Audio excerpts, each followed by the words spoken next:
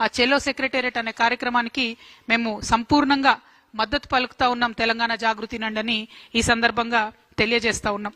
మరి అదే విధంగా ఆర్టీసీ కార్మికులు పాపం వాళ్ళు పొదుపు చేసుకునే డబ్బు ఉంటుంది, అది కూడా ఇస్తలేరు.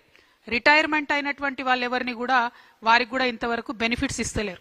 నిన్న మేము మహిళల కోసం ధర్నా చేద్దామని ప్రజాభవన్కి పోతే అక్కడ ఆర్టీసీ కార్మికులు రిటైర్డ్ ఎంప్లాయీస్ అందరూ వచ్చారు. ఎందుకంటే ప్రభుత్వం నుండి ఒక్క రూపాయి కూడా వస్తలేదు, మాకు డబ్బులు ఇవ్వాలని చెప్పి వాళ్ళు అడుగుతా ఉన్నారు. సో అల్టిమేట్గా మేము ప్రభుత్వాన్ని కోరేది ఒకటే, మీరు ఈ సంస్థను నిర్వీర్యం చేసే ప్రయత్నంలో ఒక కొత్త మిష పెట్టుకొని ముందుకు వచ్చారు. ఏంటిది? సిటీ బస్సులు 2800 తిరుగుతుంటే పొల్యూషన్ అవుతుంది కాబట్టి ఎలక్ట్రిక్ బస్సులు ఇన్వాల్వ్ చేస్తామని చెప్తున్నారు. ఓకే, సంతోషం, ఎలక్ట్రిక్ బస్సులు పెడుతున్నారు. కానీ గమ్మత్ ఏంటంటే ఆ ఎలక్ట్రిక్ బస్సులను ప్రభుత్వం కొంటలేదు, కేవలం అద్దెకు తీసుకుంటుంది. అద్దెకు తీసుకునే ఈ బస్సులకు వాళ్ళ కిలోమీటర్కి ఇంత అని చెప్పి యాజమాన్యాలకు డబ్బులు చెల్లిస్తున్నారు. ఇంకొక పక్క మన ఆర్టీసీ బస్ డిపోలను ఖాళీ చేసి ఎలక్ట్రిక్ బస్సులకు సపరేట్గా డిపోలు ఖాళీ చేసి ఇస్తున్నారు. అక్కడ ఏం జరుగుతుంది? ఆ డిపోలలో వాళ్ళు మన కరెంట్ యూజ్ చేసి ఛార్జింగ్ పెట్టుకుంటారు. అంటే కరెంటు బిల్లు మనమే కడతాం, ఉల్టా ప్రైవేట్ వాడికి కిరాయి మనమే ఇస్తాం. బస్సు కూడా ఆర్టీసీ ఆస్తి కాదు.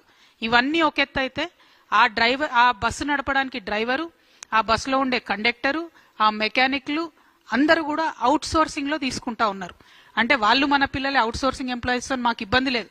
కానీ వారు ఆర్టీసీ ఎంప్లాయీస్ అయితే ఒక బరువు ఉంటుంది, ఒక బాధ్యత ఉంటుంది, ఒక ట్రైనింగ్ ఉంటుంది, ఒక రెస్పాన్సిబిలిటీ ఉంటుంది. అది లేకుండా అవుట్ సోర్సింగ్లో తీసుకున్నారు. మొన్న దుగ్గు రాజేంద్ర అనే చెప్తున్నారు, ఒక కండక్టర్ కరీంనగర్ లెక్కిండట అవుట్ సోర్సింగ్లో తీసుకున్న పిల్లాడు హైదరాబాద్కి వచ్చే లోపల 9,000 రూపాయలు పైసలు వసూలైతే ఆ 9,000 పట్టుకొని వాడు మధ్యలో దిగి వెళ్ళిపోయాడు. అడిగేటోడు ఎవరు దిక్కులేడు. అంటే బాధ్యత ఉండదు బేసిక్గా, బయట నుండి అవుట్ సోర్స్ నుంచి తీసుకుంటే.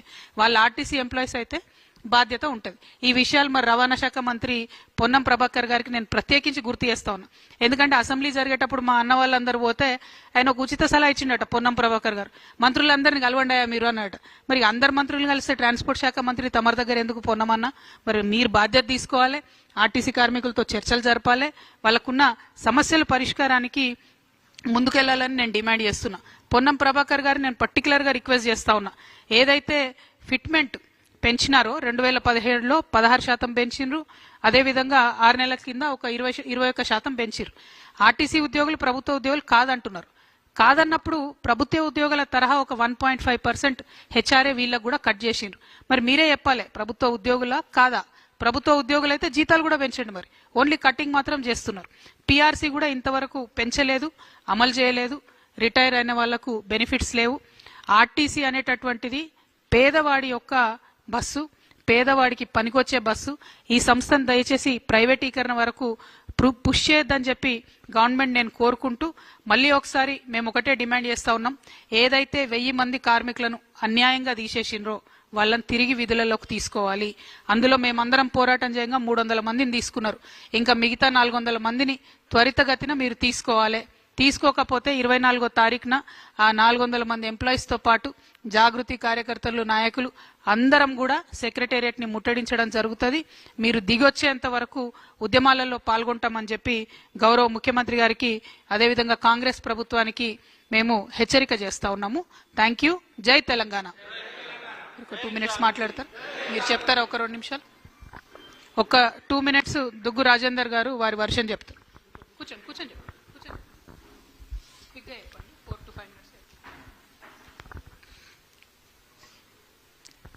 ఈ పత్రికా సమావేశం వచ్చినందరికీ, పాత్రికేయులకు, తర్వాత నాతో పాటు కూర్చున్నందరికీ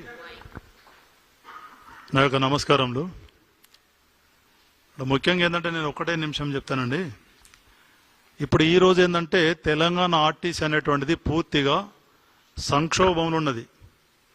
ఆ సంక్షోభం వలన ఏంటంటే అటు ఆ బస్సులలో ప్రయాణం చేసేటువంటి ప్రజలకు ప్లస్ మళ్ళీ సంస్థలో పనిచేసేటువంటి ఉద్యోగస్తులకు ఏంటంటే దీని వలన తీవ్ర అన్యాయం జరుగుతుందని చెప్పి, అంటే అప్పుడు ఈ గవర్నమెంట్ ప్రభుత్వం ఏర్పడక ముందు అంటే 2023 ఈ సెప్టెంబర్ అక్టోబర్ ప్రాంతంలో ఏంటంటే ఇప్పుడు ఉన్నటువంటి రవాణా శాఖ మంత్రి గారు, తర్వాత మన ముఖ్యమంత్రి గారు ఏంటంటే మేము కనుక అధికారంలోకి వస్తే ఈ యొక్క ఆర్టీసీని ఏంటంటే దీన్ని బాగా పటిష్టం చేస్తాం, కార్మికులకు ఎలాంటి అన్యాయం జరగకుండా ఆ పోయిన ప్రీవియస్ గవర్నమెంట్ ఎంతమందిని అయితే శాశ్వతంగా రిమూవ్ చేసినారో వాళ్ళందరినీ తిరిగి ఉద్యోగంలో తీసుకుంటామని చెప్పి చాలా సందర్భాలలో మంత్రి గారును ముఖ్యమంత్రి గారు మాట్లాడడం జరిగింది. ఇక దాని మీద ఏంటంటే పోయిన ప్రీవియస్ గవర్నమెంట్లో దాదాపు ఏంటంటే చిన్న చిన్న తప్పులతోని దాదాపు ఒక 1000 మందిని శాశ్వతంగా రిమూవ్ చేశారు. శాశ్వతంగా అంటే ఏంటంటే డిపో మేనేజర్ రిమూవ్ చేస్తే దాని మీద డిప్యూటీ ఆర్ఎం గారు అప్పీల్ ఉంటుంది, దాని మీద ఆర్ఎం గారు అప్పీల్ ఉంటుంది, దాని ఈడీ గారు అప్పీల్. ఈ 3 అప్పీలలో రిజెక్ట్ అయినటువంటి 1000 మంది ఉంటే దాన్ని పురస్కరించి మేము 2024 ఏప్రిల్లో ఒక ఉద్యమం స్టార్ట్ చేసి ఫస్ట్ టైం సీఎం గారి ఇంటికి ఒక రిప్రజెంటేషన్ ఇస్తే దాంతో వాళ్ళు దశల వారు ఏంటంటే December 2024 నాడు ఒకటి 3 మెన్ కమిటీ వేసింది గవర్నమెంట్.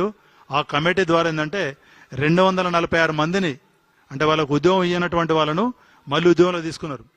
ఇంకా ఏంటంటే 300-400 మంది పైచిలుకు మంది అట్లనే మిగిలిపోయి ఉన్నారు. కాబట్టి ఆ మిగతా మందిని కూడా ఏంటంటే ఏ జీవో ద్వారా అయితే తీసుకున్నారో ఆ జీవో ద్వారానే వీళ్ళను కూడా ఉద్యోగంలో తీసుకోవాలనేటువంటిది ప్రభుత్వానికి ఒక రిక్వెస్ట్ చేస్తున్నాం.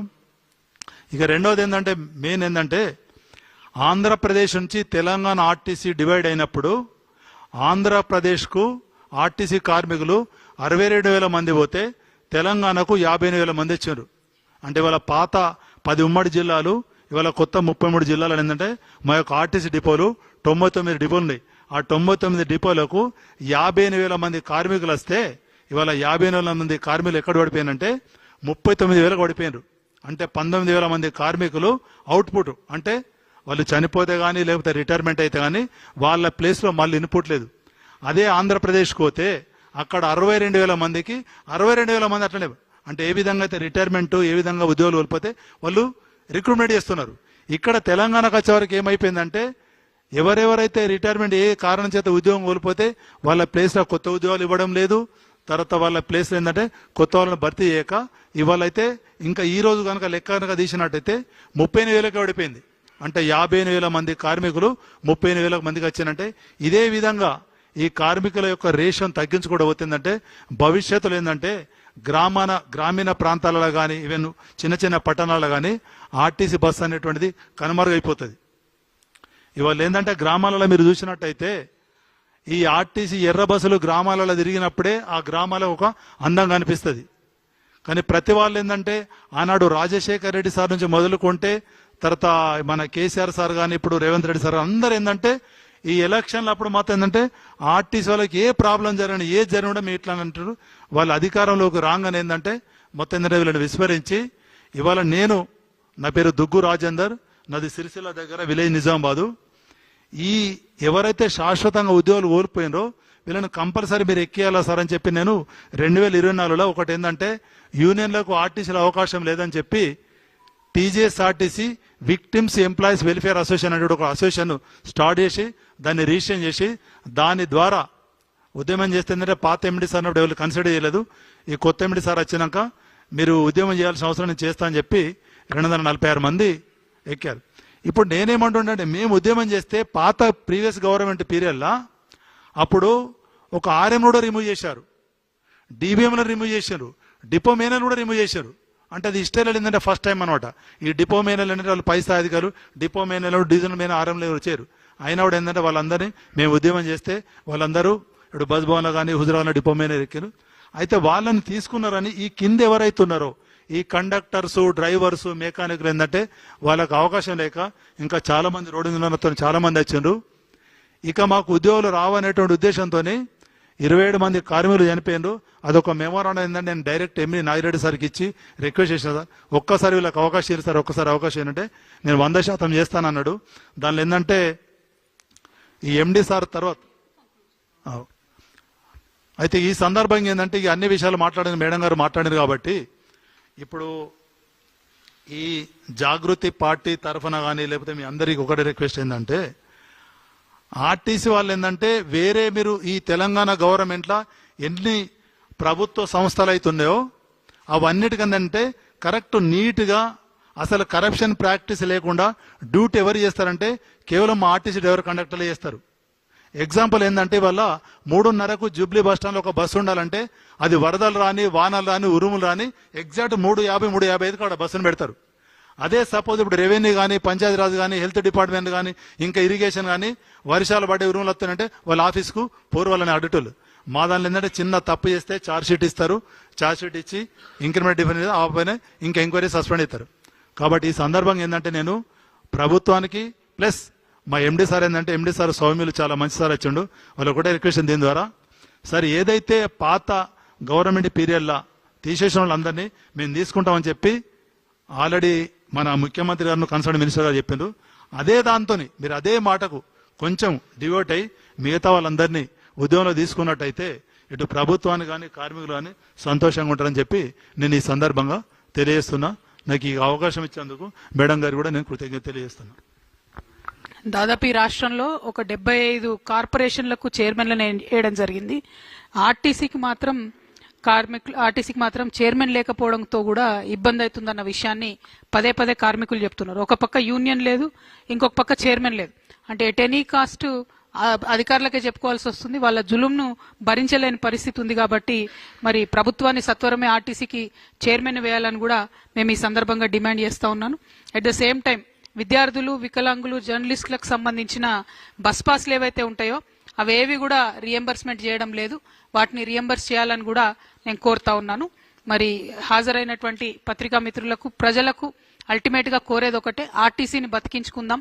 సామాన్యుడికి ఏదైతే ట్రాన్స్పోర్ట్ గా వ్యవహరిస్తుందో అటువంటి ఆర్టీసీ సంస్థను ప్రైవేటీకరణ చేసేటటువంటి కుట్ర ఏదైతే ఉందో దాన్ని అందరం కూడా కలిసి సమిష్టిగా అడ్డుకోవాలి. ఆ కార్మికుల యొక్క